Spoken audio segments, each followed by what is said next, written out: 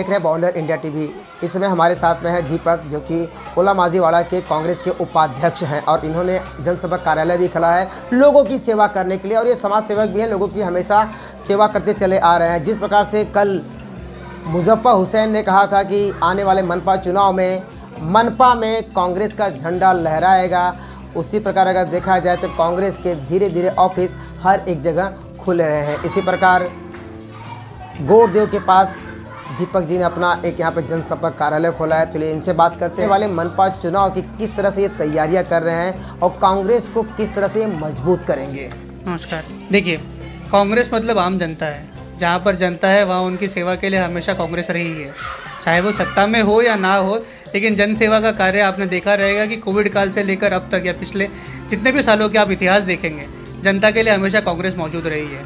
अगर कोविड काल की हम लोग अगर स्पेसिफिकली बात करें तो जहाँ पर कोई रोड पे दिखने को तैयार नहीं था, वहाँ उस समय कांग्रेस का कार्यालय लोगों के लिए सेवा के लिए हमेशा हेल्पलाइन की हो, चाहे कोविड के दौरान बिल्स की कमी करवाने की ज़रूरत हो, चाहे लोगों के घर पर राशन पहुंचाने की ज़रूरत हो, या कोई भी सुविधा जिसके अंदर लोगों को आपूर्ति महसूस हो रही थी, वो सबसे पहले कांग्रेस के कार्यालय में आते थे। दीपक भाई, जैसे आपने कहा कि कांग्रेस के कार्यालय में लोगों की सेवा की जाती थी, लेकिन अगर आप देखें तो हर एक पार्टियां अपनी अपनी बात करती है कि हमने सेवा किया, लेकिन कहीं ना कहीं आम जनता का जो झुकाव है भारतीय जनता पार्टी की तरफ है या तो शिवसेना की तरफ है। तो कांग्रेस अगर नया नगर को छोड़ दिया जाए तो बाकी जगहों पर नहीं दिखती है, तो उसे आप कैसे मजबूत करेंगे। और कल मुजफ्फर हुसैन सर ने भी ये बात कही है कि हमें इस बार मनपा चुनाव में झंडा लहराना है, तो वो आप बताइए। अब ये सवाल जो आपका है ना, ये सवाल का जवाब बहुत तरीके से दिया जा सकता है। आज अगर आप जितने भी लोगों की बात करेंगे, जो चाहे भाजपा में हो या शिवसेना के अंदर हो, आधे से ज़्यादा परिवार, आधे से ज़्यादा जो नेता गए हुए हैं, ये कहाँ से गए हैं? ये गए तो कांग्रेस से ही है ना। तो कांग्रेस का ही जन आधार लेकर ये जब दूसरी पार्टी में हवा के रुख के साथ में जब बदल गए थे, तभी उनका वहाँ पर चुनाव हुआ। ये सब रुख की बात है, हवा की बात है। कांग्रेस की हवा वापस से फिर से तेज हुई। तो अभी आपने जो पोट निवडणूक हुई थी, उसके अंदर 5 में से 3 सीटें महाविकास आघाड़ी ने ली, 2 सीटें उसके अंदर से कांग्रेस की थी। 3 में से अगर आप बात करेंगे, एक अगर आप सत्यजीत तांबे जी की भी बात करेंगे तो उन्होंने अपक्ष चुनाव लड़ा था, वो भी कांग्रेस के ही तो कैंडिडेट है तो कांग्रेस परिवार से ही। तो भाई एक सवाल आता है कि आखिर में क्या वजह थी कि लोग कांग्रेस छोड़ के अदर पार्टी में जा रहे हैं। देखिए, एक तो आप इसको कह सकते हैं कि जो झूठ का फैलावा पूरे देश के अंदर पहुँचाया गया था, ये एक बहुत बड़ा कारण था। इसे अगर हम नकारें तो ये हमारी बेवकूफ़ी होगी। तो लोगों ने झूठ के बहाव के साथ में पक्ष का साथ छोड़ा, और आज वही लोग उसी पक्ष में जाकर उनकी क्या हालत हो रही है आप बहुत अच्छी तरीके से जानते हैं। ना वो घर के बचे हैं, ना घर की बात करेंगे तो भाजपा के अंदर 3-3 गुट हो रखे हैं। अगर आप शिवसेना की बात करेंगे तो उनके 2 गुट ऑलरेडी बने हुए हैं। अगर आप एनसीपी की बात करेंगे तो एनसीपी का यहाँ पर वोट बैंक हुआ करता था, ठीक है, आज के तारीख के अंदर लेकिन वो स्थिति नहीं है। तो ये सच्चाई है। जैसे कि आपने कहा कि अभी बीजेपी में 3 गुट हुए हैं, शिवसेना में 2 गुट हुए हैं, एनसीपी में हुए, तो क्या उसका फायदा कांग्रेस को होने वाला है? अवश्य होगा लोगों का, क्योंकि जवाब जो है, लोगों का जो झुकाव है, अगर आप राष्ट्रीय स्तर के तौर पे अगर एक पार्टी का अगर आप देखेंगे तो कांग्रेस का इतिहास ही तो सबसे बड़ा है। ऐसा कोई राज्य नहीं है, ऐसा कोई ज़िला नहीं है, ऐसा कोई ब्लॉक नहीं है, ऐसा कोई गली नहीं है जहाँ पर कांग्रेस पहले से नहीं थी। शुरुआत के अंदर से अगर आप इतिहास की बात करोगे, तब से लेकर आज तक कांग्रेस ही तो थी।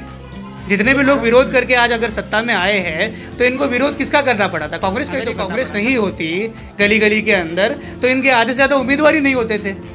आज अगर आप भाजपा की भी बात करोगे, जिनके भी जितने भी नगर सेवक चुने हुए हैं, उसमें से कितने दूसरे पार्टियों से आए आपको पता ही होगा। आमदारों की बात कर लो, खासदारों की बात कर लो, राष्ट्रीय स्तर पे बात कर लो, आधे से ज़्यादा लोग कांग्रेस ही है। ये जो भाजपा वाले कह रहे हैं कि भाजपा का झंडा फिर से लहराएगा, मैं तो सबसे पहले उनको यही निवेदन करूँगा कि जो आमदार आपको सपोर्ट कर रहे हैं, पहले उसी के कार्यालय पे भाजपा का झंडा लगवा के दिखा दो आप।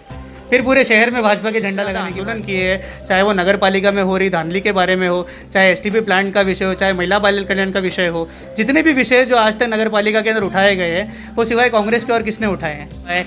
कोविड के अंदर लोगों को सुविधाएं पहुंचाई जहां पर कोई नहीं पहुंचता। कितने भाजपा के नगर सेवकों ने फ़ोन किए थे हमारे कांग्रेस कार्यालय के अंदर उनके पेशेंट्स के इलाज करवाने के लिए। तो ये तो सच्चाई है ना। ऐसा मैंने भी सुना है कि आपने कई लोगों की सेवा भी की, उनके बिल भी माफ़ कराए हैं। हमारे यहाँ के रहीवासी बहुत सारे जिनके हम लोग ने कोविड के अंदर जिनके परिवार में डेथ हो गई थी, उनके परिवारों को कॉम्पेंसेशन दिलाने से लेकर, उनके हॉस्पिटल बिल्स का ऑडिट करवाने से लेकर, उनका एमजेपीजेवाई स्कीम के अंदर एनरोलमेंट कराकर पूरा का पैसा रिफंड कराने की जिम्मेदारी ने कुछ प्राइवेट हॉस्पिटल्स के अंदर अपने इलाज कराए थे, उन सारे लोगों के बिल्स की ऑडिट हो और उन ऑडिट के बाद में उन लोगों को वो पैसे रिफंड मिले। और जिन 4 अस्पताल जो एमजेपीजेवाई स्कीम्स में एम्पैनल्ड थे, जैसे कि फैमिली केयर हो गया, भक्ति वेदांत हो गया, कस्तूरी हॉस्पिटल हो गया, पीवी जोशी हो गए, ये जो हॉस्पिटल्स में जिन लोगों ने ट्रीटमेंट कराए हैं उनका तो इलाज एक्चुअली फ्री में होना चाहिए।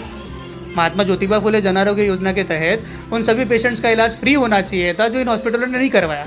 हम लगातार उसका फॉलोअप कर रहे हैं और हमें जल्दी उसके अंदर ने कहा है कि कोविड काल में जो भी पेशेंट भर्ती हुए थे उनका ऑडिट करा के उनका जितना रिफंड पैसा होता है उनके दिया जाए। और ऐसे कई सारे हॉस्पिटल थे जहाँ पे फ्री में उनकी ट्रीटमेंट होनी चाहिए थी, लेकिन हॉस्पिटल वालों ने पैसा लिया। कोई नेता ने वहाँ पे दखल अंदाजी नहीं दिया या फिर उन मरीजों की सहायता नहीं किया। वाले मनपा चुनाव में पक्का कांग्रेस का झंडा लहराएगा। अब तो ये आने वाला समय ही बताएगा कि आने वाले मनपा चुनाव में किसका झंडा लहराएगा। इन्होंने एक बात और कही कि इस समय जो चल रहा है मीरा भाईंदर शहर में बीजेपी 3 गुटों में बटी है, शिवसेना वहीं 2 गुटों में बटी है, एनसीपी भी 2 गुटों में बटी है, तो इसका फ़ायदा कांग्रेस को ही होगा। इसलिए बात करते हैं कुछ लोगों की, यहाँ पे कुछ लोग आए हुए हैं, उनका क्या है। और मैं दीपक बागड़ी को अच्छे से 30 साल से पहचान रहा हूँ, अपने कॉलोनी में रहते हैं। और उन्होंने मुझे मेरे जब पिताजी ऑफ हो गए थे कोरोना काल में, तो उन्होंने मुझे सहायता किया था हॉस्पिटल का बिल का जो, तो उन्होंने उसमें कम करके मेरे को 2.5 लाख तक का, यानी कि 9 लाख का बिल हुआ था, इन्होंने ऑडिट कराया है। हाँ। तो कितना आपको रिफंड आने वाला है? मुझे 2.5 लाख तक रिफंड कहना चाहूँगा। दीपक से ज़्यादा निस्वार्थ कर्मनिष्ठ व्यक्ति नहीं है हमारे जीवन में। और जिस तरीके से ये लोगों की मदद करता है, मतलब कोई भी समय हो हर समय उपलब्ध रहता है। कोई किसी भी तरीके, कोई भी तबके के लोग हों, अमीर गरीब कोई भी जाति के हों, इसने कभी भेदभाव नहीं किया। और यही निष्ठा से वो हमेशा अपने कर्म को पहले रखता है। और फिर मुझे लगता है कि ऐसे बहुत कम लोग होते हैं। और जो चुनाव की आपने बात कही, तो मैं चाहूँगा कि दीपक जैसे मतलब पढ़े लिखे और साफ़ सुथरे चरित्र के लोग जो हैं वो हमारे लोगों के प्रति। मेरा नाम खुशबू वल्लभराज कोचर है। दीपक सर ने हमारी बहुत मदद की है। कोविड के टाइम पे उन्होंने हमें कम से कम 97,000 रुपीज़ के आसपास हमें वापस रिफ़ंड कराया है, क्योंकि फैमिली केयर हॉस्पिटल में हमारा कोविड का ट्रीटमेंट चल रहा था, जिसमें कम से कम 4 लाख रुपए हमने बिल पे किया उसका। और उन्होंने, जब उनको ये पता चला तो उन्होंने हमारे हॉस्पिटल के बिल का ऑडिट कराया। ऑडिट कराने के दौरान उन्होंने हमें 97,000 रुपीज़ के आसपास रिफ़ंड करवाया। इससे लोगों की सेवा की है। कोविड के टाइम पे तो इन्होंने सबकी सेवा की है, इससे इनका सपोर्ट हम करेंगे। आने वाले चुनाव में मैं बोलना चाहूँगी कि ऐसे लोगों की बहुत ज़रूरत है, ऐसे लोगों को वोट देना चाहिए।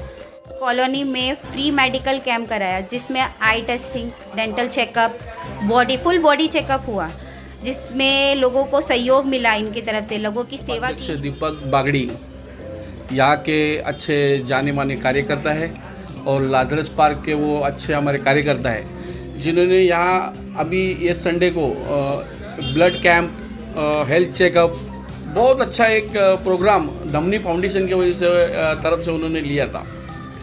और उसका उनके ऑफिस का जो ओपनिंग था वो भी उनके साथ में था और उनका अच्छा कार्य रहा हमेशा।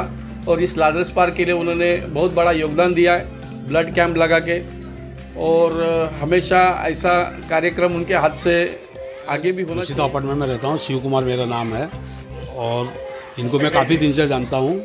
और जितना भी हेल्प हो सके हम करेंगे। हमारे सोसाइटी की तरफ से भी, हमारे सोसाइटी में काफ़ी 40 आदमी का ये है और काफ़ी दिन से हम इनके पीछे हैं, ऐसा कुछ ये नहीं है। और अच्छे काम कर रहे हैं। अभी रक्तदान का काम किया इन्होंने और ये किया। और दूसरी बात हेल्प भी कर रहा है, बहुत सोसाइटी में बहुत साथ में दे रहे हैं। और बाकी इनके बारे में मैं बहुत जितना कहूँ उतना कम। मैं पांडुरंग प्रभु, लाजरस पार्क का रहवासी, पिछले 25-30 साल से मैं इसको जानता हूँ।